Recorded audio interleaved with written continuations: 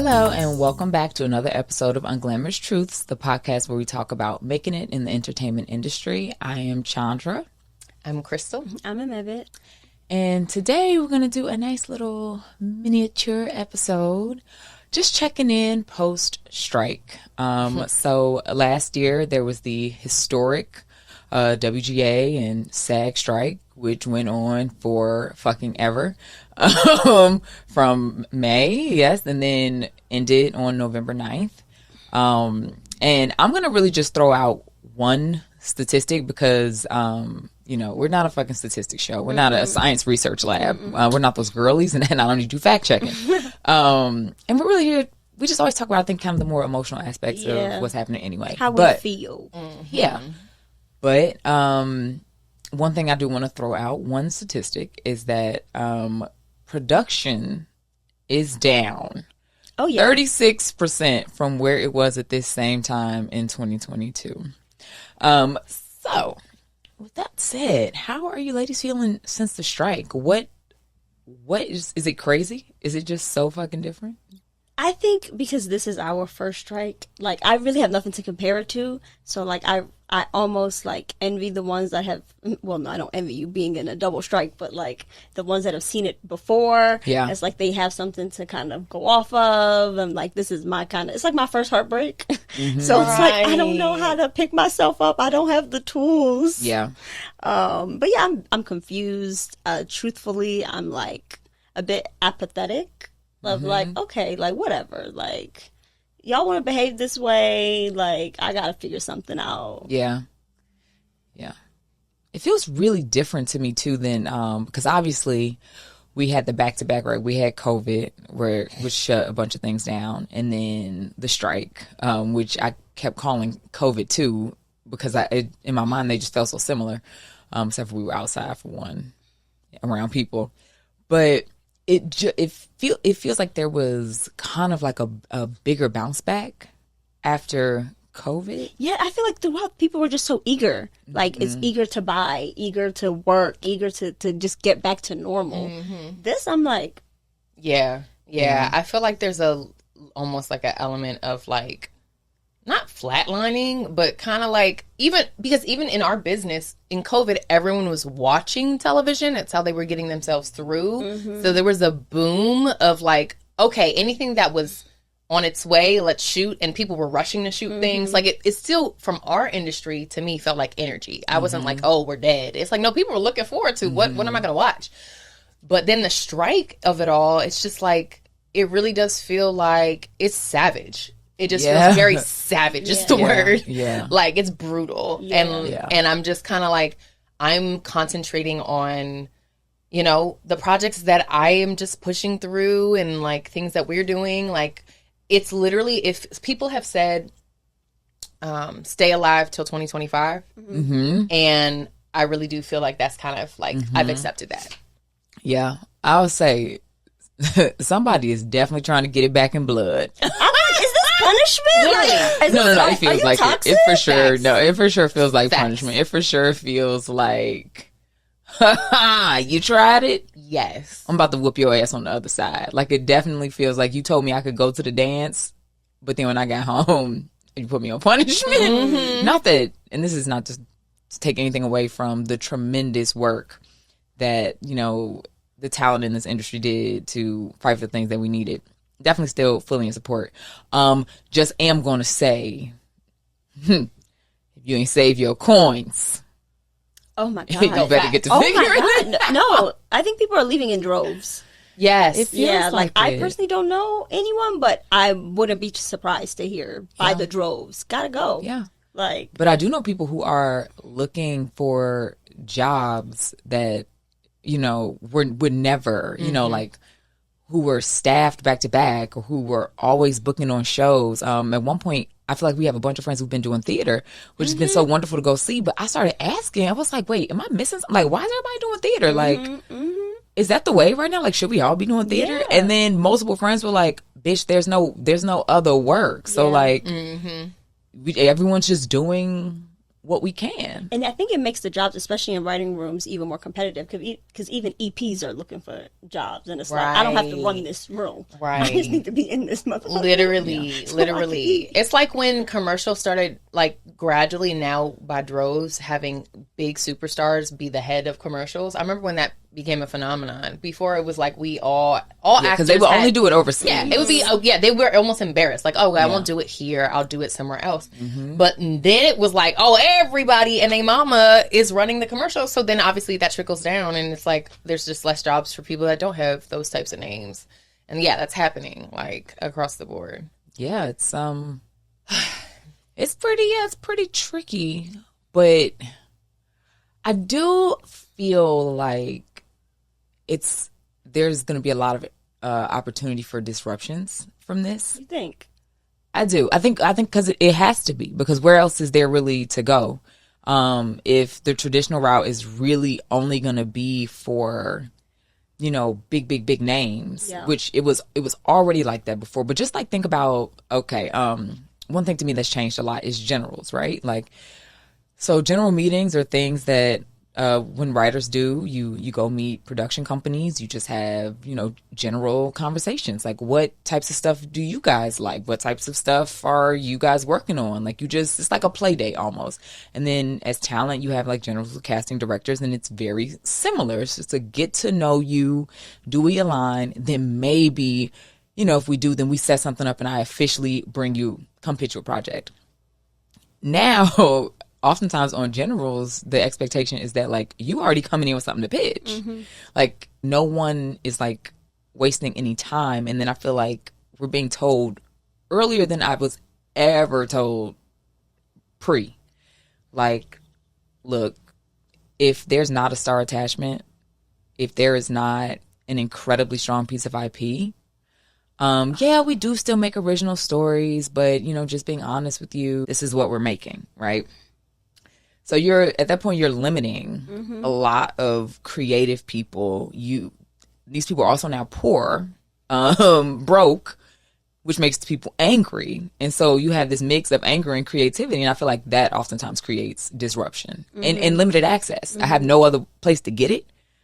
I mean, music industry, they disrupted. And I think it worked out, because that's how. Streaming. Yeah. Streaming, but also like how internet musicians were able to happen. Like, fucking, I'll blow up playing music on YouTube, rapping on YouTube, and now I own all my own shit. Right. Now, how do you see this disruption playing out in Hollywood? I think there's going to be like a lot of smaller streamers, personally, like more independent streamers.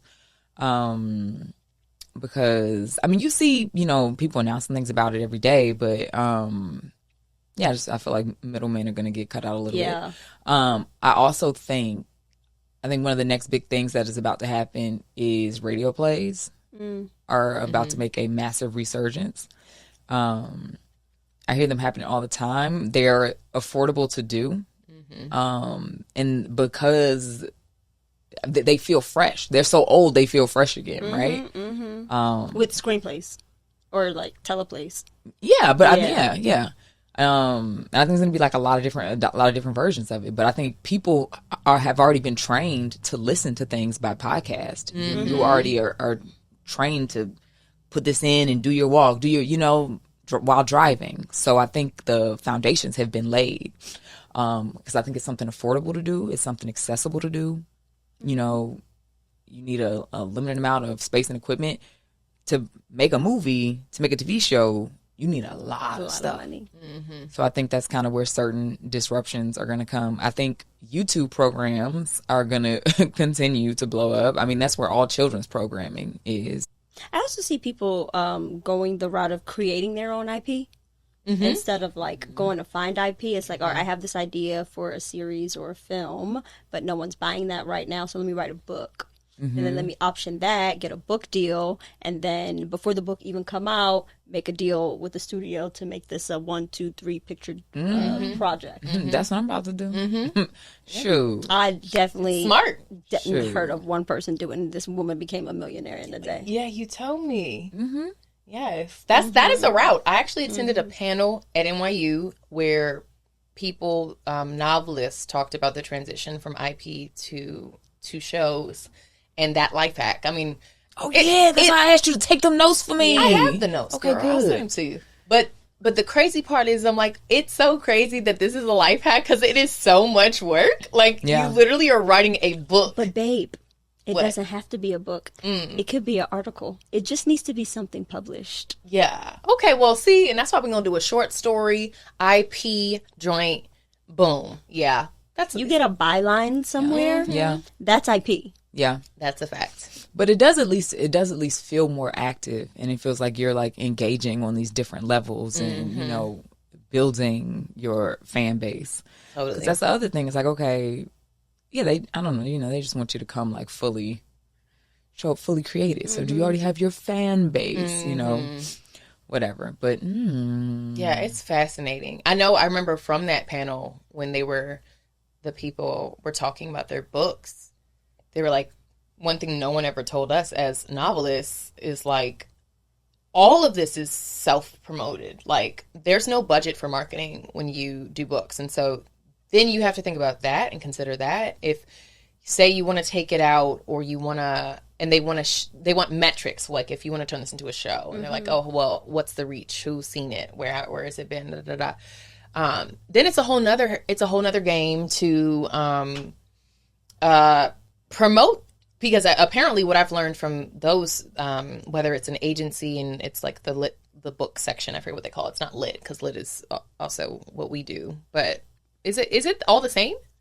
I don't know what that is. Literary agent. It's for books as well. I mean, it's a different like department. It's a different department. Okay, but because ours is actually, it's called. So you have TV lit, and then you have your movie. Yeah. So anyway, whatever department is just for books. Books. Sorry. Like that. Just books. I have literally learned that they're like, yeah, we don't have no marketing dollars for that anymore. So like, you have to do the footwork. You have to. And so I learned life hacks about how to do that, even though that's like 5 steps ahead for me. But someone was like, yeah, the best way to go independent, if you're going independent, is you need to create personal relationships with bookstores in your city. Go in person.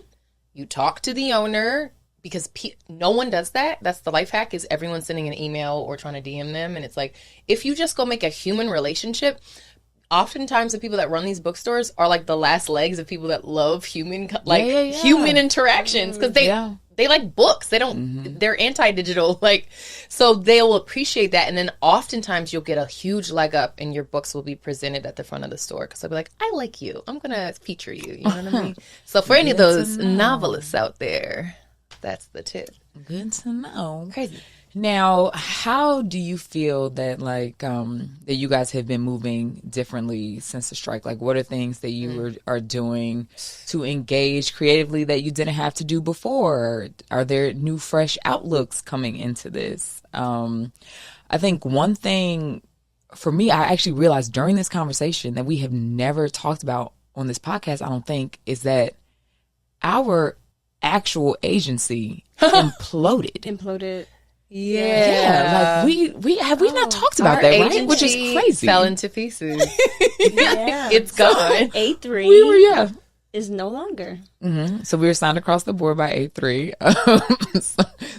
It's not funny. A quick little Google search and you'll be caught up. All the details. Yeah, and it was. It was so crazy. I just have to laugh about it now. But it was how it all happened to us was actually pretty insane.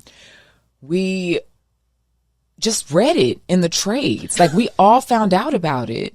I predicted it, and the week of, I had already was like, hey, I think I need to make some different moves. And I remember our manager's like, why? It's everyone is so enthusiastic, and I'm like, no. Yeah. Is everyone blind right now? This is not going well. Yeah. And then literally they sent me the article that was like, are you a witch or something? Did you know this was happening? I'm like, I just felt it. It just the only direction this place could have gone. Yeah. And there were certainly, there were signs. I'm not gonna air them out here. Yes. Panic. Because no bueno. Yeah. But it was like a crazy moment. And, because you work so hard to get representation in this business. And it's like the thing you graduate and like, or get to New York or LA or wherever, and like you go after. I mean, it's the first question people ask you, right? They're like, well, how do you get an agent? You know, like it's such a tremendous thing. And then to be completely without for a minute, I think one thing that changed for me, the way I've been moving differently this year, is just like being like really quiet almost, and kind of taking it as an opportunity to reset some things and like get really clear about like where I am, what I'm actually interested in, what is feeding me, what do I really want to do. And you know, I mean, I am working, you know what I'm saying? If shit move, I tell y'all about it, but I don't like to talk about nothing until all the pages are signed. But I do think even in that, like kind of just being still and you know, and not feeling the need to rush and be like, oh my God, I need to sign somewhere else right now. I need to, you know, but really, really being like, I want to find my places and spaces that suit at this point. So that's been like a really big and places change. that serve me and not serve this narrative that I'm trying to project. Yeah, I think for sure I feel the same way. I literally am in no rush. Like, if somebody asks me, I'll be like, no, I'm not. Like, I like the opposite of thirsty. Like, very similarly, still, I really do feel like things happen organically. I also feel like the way things have been imploding lately, it would be hasty to try to attach to anything right now when, like, I don't think the implosions are done yet. Like, I think it's like this industry is in complete evolution and it needs to take a breath. Like, it needs a breath. You know what I mean? Like, it's finding itself. We don't know what's going to emerge, like you said, out of the interesting anger meets broke. Like, you know what I mean? Like, so much is converging right now where I think it would be too rushed to try to like force something in this moment. So for me, I'm similarly still like obviously focusing on projects I'm working on, making noise about those, but not like it's independent driven. It's not like I'm not stressed about someone needing to co-sign or whatever. And then also I think in general, since the strike, I've just really been in life conserving my energy. This is not that time when like, I'm like, oh, I'm going to go down this list of 30 execs and take generals with all of them. Like, no, I have been going outside, which I love, but it's because I genuinely want to meet somebody, or it's like, oh, you're a cool person. I would love to just actually know who you are. And I think in the past, it was more of like, they make it an industry strategy. Like, oh, you're going to meet these 30 people or whatever. I'm not feeling that at all. I'm just kind of like writing it out. I mean, I'm such in a like internal space right now, so it's like there's not much that I can say, and I feel like it's helping me protect the work and protect the journey. So all I can say is like, yeah, I'm really quiet. I'm really low key right now. And just introspective. Fair enough. Well, you know, I want to say to the old baby writers out there, the people I feel like they're always so bad for is like, imagine you was on your first show and you was like a week or 2 weeks into the room and then the strike happened and then came back from strike and they was like, yeah, we're not doing that show. And you're like, oh my God, what the fuck? But this is a good time to take stock. It's like it's not a plethora of work out here. There's not a lot of stuff to do. You know, we're always big on make your own stuff. But I do think it's a good time to like make some decisions, you know, some hard ones, some decisions about, do I want to even do this? Is this really for me? Is this too hard? And none of that has to even be finite, you know? You could say, I don't want to do this, and then a year later, you're like, you know what? I miss it. I love it. Let me get back to it. Like, life is an ever-evolving and it may come back to you. It may find you and be like, oh, you thought you was done. Get over here. Yep. We're not done with you. Jasmine Sullivan quit music like 30 times. And now she's glowing. I love it for her. I feel like it's a relationship. I think it's totally okay if you want to take a step back or take a break. Or like I know people that are like, I'm a teacher this year. Like I'm doing all types of other things. And it's like, cool. This is a human experience. Like anyone that's been in this knows how that it's an infinite process. Like it will be here as long as you are here. Like if you want to. So and I do think if you take stock and you're like, this is what I'm doing, it's a really cool time to figure out how you can be disruptive. Like it's a real cool time to figure out what out of the box way are you going to move forward? Like how are you going to shake shit up? Because it's kind of like feels very like wild, wild west because we don't know what is happening. Like it feels like crazy times. Like anybody you talk to about the industry right now is like, buddy, I don't know what is going on. Like we're in wild times. And so that part of it is exciting. Well, thank you guys for joining us for another episode of Unglamorous Truths. I'm Chandra. You can find me at Chani. I'm Crystal. You can find me at _Chris. I'm Amebit. You can find me at Amebit Bayene. And we are Unglamorous Truths. You can find us at Unglamorous Truths, and you can listen to our podcast wherever you find yours. Bye.